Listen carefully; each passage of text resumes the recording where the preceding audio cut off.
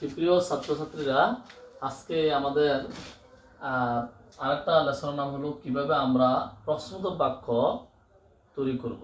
যেহেতু আমরা গতকাল নেগেটিভ বাক্য কিভাবে তৈরি করব, টেন্স থেকে কিন্তু নেগেটিভ বাক্যটা তৈরি হয়। নেগেটিভ বাক্যটা ছিল এরকম, ওদের টেন্সের যে অক্সিলারিটা আছে তারপর নট লাগিয়ে দিলে হয়ে যায়। শুধু প্রেজেন্ট ইনডিফিনিট, পাস্ট ইনডিফিনিটের ক্ষেত্রে ডু নট হয়, ডু নট ডাজ নট হলো প্রেজেন্ট ইনডিফিনিট, ডিড নট হবে পাস্ট ইনডিফিনিট সাবজেক্টের উপরে। এবং পাস্ট ইনডিফিনিটের ক্ষেত্রে একটা নতুন সূত্র হলো যে ভার্বের ফর্মটা পরিবর্তন হয়, প্রেজেন্ট ফর্ম হয়ে যায়। কিন্তু নেগেটিভের ক্ষেত্রে অন্য কোনো টেন্সের কোনো ফর্ম পরিবর্তন হয় না, এটার ক্ষেত্রে সেম। তবে এই ক্ষেত্রে আমরা খেয়াল করি প্রশ্নবোধক বাক্যটা কিরকম। যেমন আমি খাই, আমি খাই না, আমি কি খাই। অর্থাৎ এই যে একটা প্রশ্ন, আমি কি খাই, আমি কি খাইতেছি, আমি কি খেয়েছি, আমি কি খাইতেছি, আমি কি খাইলাম, আমি কি খাইতেছিলাম, আমি কি খাইলাম, আমি খাইতেছিলাম, আমি কি খাবো, আমি কি খাইতে থাকবো, আমি কি খেয়ে থাকবো, আমি কি খাইতে থাকবো। তাহলে প্রশ্নবোধক বাক্য দুই ধরনের, একটা হলো উত্তরে আসবে হা বা না।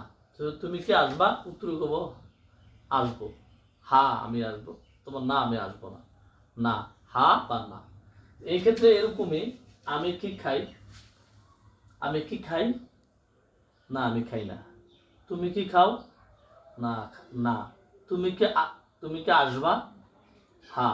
এই যে হা বা না উত্তরে আসে, যে বাক্য, যে প্রশ্নটা প্রশ্নবোধক বাক্য উত্তরে হা বা না আসবে, সেই ধরনের বাক্যকে কিভাবে ইন্টারোগেটিভ করতে হয়। যে কোনো প্রশ্নবোধক বাক্য তৈরি করতে একই নিয়ম। তাহলে আমরা শুধু কি দিয়ে দেখাইছি, কি দিয়ে এই শব্দের মধ্যে কি আছে, এই যে কি করে সে কি, কদিকে কি না। এই যে করে সে কি এক জিনিস, আর কদিকে কি আরেক জিনিস, দুটার মধ্যে কিন্তু পার্থক্য আছে।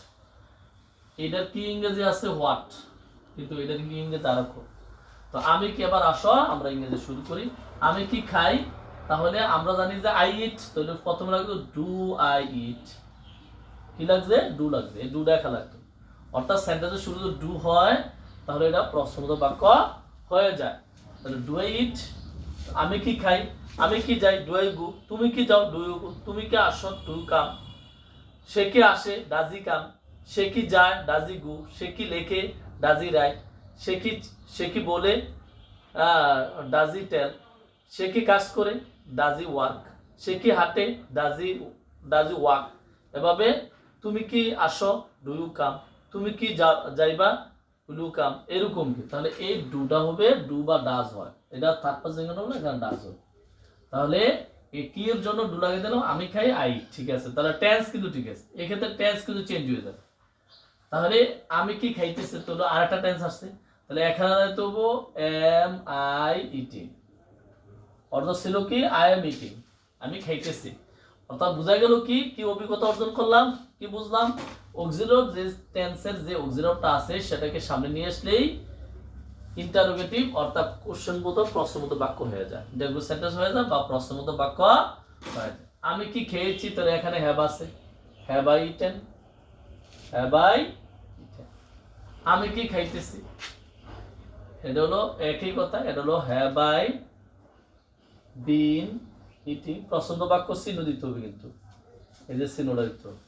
আমি কি খাইলাম, তো এবার হইব ডিড, যেহেতু পাস্ট, আমি খাইলাম পাস্ট টেন্স, তাহলে পাস্ট টেন্স থেকে ডিড হয়, ডিড আই ইট। এই যে বারবার ফর্মটা চেঞ্জ, অর্থাৎ পাস্ট ইন্ডিফিনিটে বারবার ফর্ম চেঞ্জ হয়, বাকিগুলোর ক্ষেত্রে কিন্তু চেঞ্জ হয় না, একই টেন্স। বারবার ফর্ম চেঞ্জ হলেও কিন্তু পাস্ট ইন্ডিফিনিট টেন্স, তার পাস্ট ইন্ডিফিনিট ডিড দ্বারা চিনব। তারপরে কি আমি কি খাইতেছিলাম, তাহলে was I eating, was I eating. আমি কি খাইলাম, তাহলে হ্যাড আই ইটেন। আমি কি খাইতেছিলাম, had I been eating, had I been eating. আমি কি খাবো, উইল আই ইট।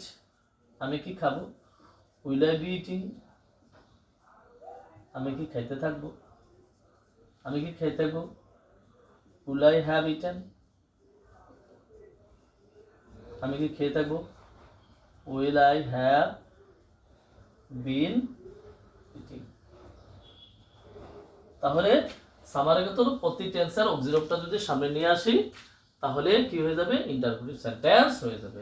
মাত্র হলো past indefinite, present indefinite, do বা ডাস আর হলো ডিড চলে আসে বার ফর্ম। বাকি বার ফর্মগুলো টেন্সের টেন্স কিন্তু এটাই কিন্তু ঠিকই আছে। Present indefinite tense, present continuous, present perfect tense, past indefinite, present perfect continuous, past indefinite, past continuous, past perfect, past perfect continuous, future indefinite, continuous, perfect, perfect continuous. টেন্সের নাম কিন্তু ঠিকই আছে, কিন্তু অর্থটা পরিবর্তন হয়ে যাবে, কারণ হলো অক্সিলারিটা সামনে চলে আসে। আর বাংলাতে কেন বুঝবো কোর্সে কি আছে, এভাবে আমরা শুধু বুঝো যে প্রশ্নবোধক বাক্য উত্তরে হা বা না আসবো আমি, সেক্ষেত্রে এই নিয়মে আমরা কি করব, আমরা ইন্টারভিউ সেন্টেন্স তৈরি করব অথবা প্রশ্নবোধক বাক্য তৈরি করব। তাহলে আমরা কি বুঝলাম, প্রশ্নবোধক বাক্য তৈরি করতে টেন্সের যে সেন্টেন্সটা আছে সেটার প্যাটার্নটা একটু চেঞ্জ করে অথবা এক্সাম্পল সামনে নিয়ে আসলেই কি হয়ে যাবে, ইন্টারোগেটিভ সেন্টেন্সের অর্থ হয়ে যাবে, প্রশ্নবোধক বাক্য হয়ে যাবে। তাহলে আশা করি এই কুমার ইট ছাড়া আরো অন্যান্য ভার্ব আসলে সে ভার্বটাও সেরকম, যেমন ডু আই রাইট, আমি কি লিখি, এম আই রাইটিং, আমি কি লিখতেছি, এইটা কি পছন্দ। এরপরে হ্যাভ আই রিটেন, আমি কি লিখেছি একটা ইয়া দ্বারা আর একটা ভার্ব দ্বারা, তাহলে হ্যাভ আই বিন রাইটিং, আমি কি লিখতেছি, ডিড আই রাইট, আমি কি লিখেছিলাম, ওয়াজ আই রাইটিং, আমি কি লিখতেছিলাম, হ্যাড আই রিটেন, আমি কি লিখেছিলাম, had I been eating writing, আমি কি লিখতেছিলাম। এরপর উইল আই রাইট, আমি কি লিখবো, উইল আই বি রাইটিং, আমি কি লিখতে থাকবো, উইল আই হ্যাভ রিটেন, আমি কি লিখতে থাকবো, will I have been writing, আমি কি লিখতে থাকবো। তাহলে ভার্ব চেঞ্জ হইব কিন্তু প্রশ্নবোধক বাক্য ঠিকই থাকবো। এরকম ভাবে তোমরা চটসঙ্গে বিভিন্ন ভার্ব দ্বারা রাইট,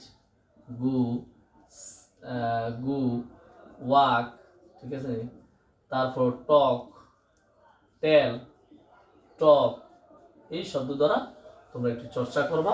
আশা করি তোমরা ইন্টারভিউ সেন্টেন্সের ক্ষেত্রে কিভাবে তৈরি করে সেটা কোনো প্রশ্ন থাকবে না। আগামীকাল ডাব্লিউএস কোশ্চেন দ্বারা কিভাবে কোশ্চেন বাক্য তৈরি করে সেটা আমরা দেখাবো। ধন্যবাদ, আল্লাহ হাফেজ, বেস্ট অফ লাক।